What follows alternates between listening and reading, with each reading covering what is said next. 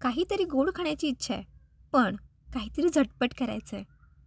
तर मग चला पटकन हा दुधी हलवा करूयात.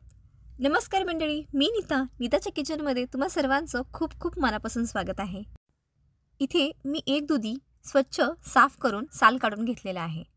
आता हा दुधी खूप कोवळा असल्या कारणामुळे त्यातला आतला गर मात्र काढण्याची काही गरज नाही.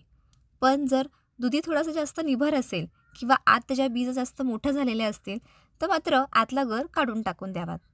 नाहीतर त्या बियांमुळे आपल्या दुधी हलव्याची चव मात्र थोडी बदलू शकते. आता आपल्याला एका खिसणीच्या साहाय्याने ह्याला खिसून घ्यायचं आहे. पण खिसून झालं की आपल्याला हलवा लगेच करायला घ्यायचा आहे. त्याला थोडा वेळसुद्धा बाहेर ठेवायचा नाही. नाहीतर दुधीला लगेच काळपटपणा येतो आणि काळपटपणा आला की आपला हलवा मात्र कडवट होऊ शकतो. आता लगेच आपण दुधी करायला घेऊयात. आता मी एका कढईमध्ये 3 चमचे तूप घेतलेलं आहे.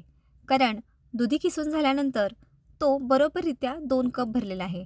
त्याच्यामुळे 2 कप खिसलेल्या दुधीसाठी 3 चमचे तूप घ्यायचं आहे. आणि त्यानंतर हा खिसलेला दुधी तो आपल्याला चांगला 2 ते 3 मिनटं परतून घ्यायचा आहे. कारण दुधी परतायला जास्तचा वेळ लागत नाही. त्याच्यामुळे मीडियम फ्लेमवर आपल्याला 2 ते 3 मिनटं चांगलं दुधी मऊसर करून घ्यायचं आहे. आणि त्यानंतरच आपल्याला त्यामध्ये दूध ॲड करायचं आहे.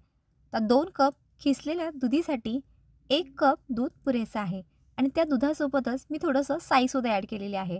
कारण साईमुळे एक चांगला घट्टसरपणा त्याला येतो आणि त्याची चवसुद्धा छान लागते. दूध ॲड करून झाल्यानंतर आपल्याला या सर्व गोष्टी एकत्र करून घ्यायच्या आहेत आणि ह्याला चांगलं झाकून ठेवायचं आहे. आणि 5 ते 6 मिनटं आपल्याला हे दुधी चांगलं शिजवून द्यायचं आहे. तुम्ही बघू शकता 5 ते 6 मिनटामध्ये आपला दुधी चांगला शिजून झालेला आहे. आणि त्यानंतर आपल्याला ह्यामध्ये साखर ॲड करायची आहे. आता साखरेचं प्रमाण तुम्ही तुमच्या आवडीनुसार कमी जास्त करू शकता. इथे मी अर्धा कप साखर घेतलेली आहे.